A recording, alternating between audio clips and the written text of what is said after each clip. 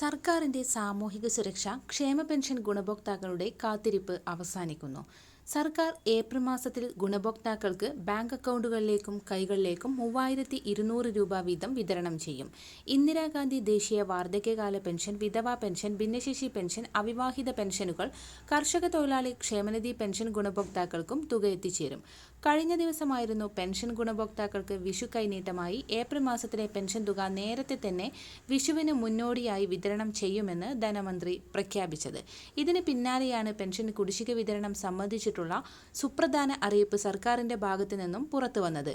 ഗുണഭോക്താക്കൾക്ക് ഏപ്രിൽ മാസം മുതൽ കൂടുതൽ ആനുകൂല്യങ്ങളാണ് എത്തിച്ചേരുക.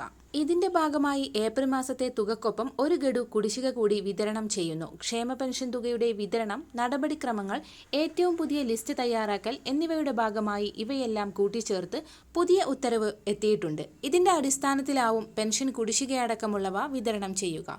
സംസ്ഥാനത്ത് വിഷുവിനോടനുബന്ധിച്ചിട്ടുള്ള ഏപ്രിൽ മാസത്തെ പെൻഷൻ തുക വിതരണ നടപടിക്രമങ്ങൾ സർക്കാരിന്റെ ഭാഗത്തു നിന്നും ഇന്നു മുതൽ ആരംഭിക്കുന്ന സാഹചര്യത്തിൽ ഗുണഭോക്താക്കൾക്ക് അക്കൗണ്ടുകളിലേക്കും കൈകളിലേക്കും തുക എത്തിച്ചേരും. ഉത്സവകാല ആനുകൂല്യങ്ങൾ കുടിശ്ശികയടക്കം വിതരണം ചെയ്യുന്നതിലേക്കായി സഹകരണ ബാങ്കുകളുടെ കൺസോർഷ്യത്തിൽ നിന്നടക്കം തുക സമാഹരിക്കുന്നതിനുള്ള നടപടികൾ സർക്കാരിന്റെ ഭാഗത്തു നിന്നും ആരംഭിച്ചു കഴിഞ്ഞു. വിഷുവിനോടനുബന്ധിച്ചിട്ടുള്ള പെൻഷൻ വിതരണം അവസാനിക്കുന്ന ഘട്ടത്തിൽ ഏപ്രിൽ മാസത്തിൽ സർക്കാർ ബജറ്റിൽ പ്രഖ്യാപിച്ചിട്ടുള്ള ഒരു ഗഡു കുടിശ്ശികയുടെ വിതരണവും ആരംഭിക്കും. മാർച്ച് മാസത്തിലെ പെൻഷൻ തുക ലഭിക്കാത്ത ഗുണഭോക്താക്കൾക്ക് ഇന്നുകൂടി തുക അക്കൗണ്ടുകളിലേക്കും കൈകളിലേക്കും എത്തിച്ചേരും. മറ്റൊരറിയിപ്പ്, പാചകവാതക സിലിണ്ടറിന്റെ വില വർദ്ധിച്ചു. 50 രൂപയുടെ വർധനവാണ് കൊണ്ടുവന്നിട്ടുള്ളത്. വർധന ഇന്നു മുതൽ പ്രാബല്യത്തിൽ വരും. എന്നാൽ ഉജ്ജ്വല പദ്ധതിയിൽ ഉൾപ്പെടുന്ന ഉപഭോക്താക്കൾക്ക് സിലിണ്ടറിന് 553 രൂപ നൽകണം.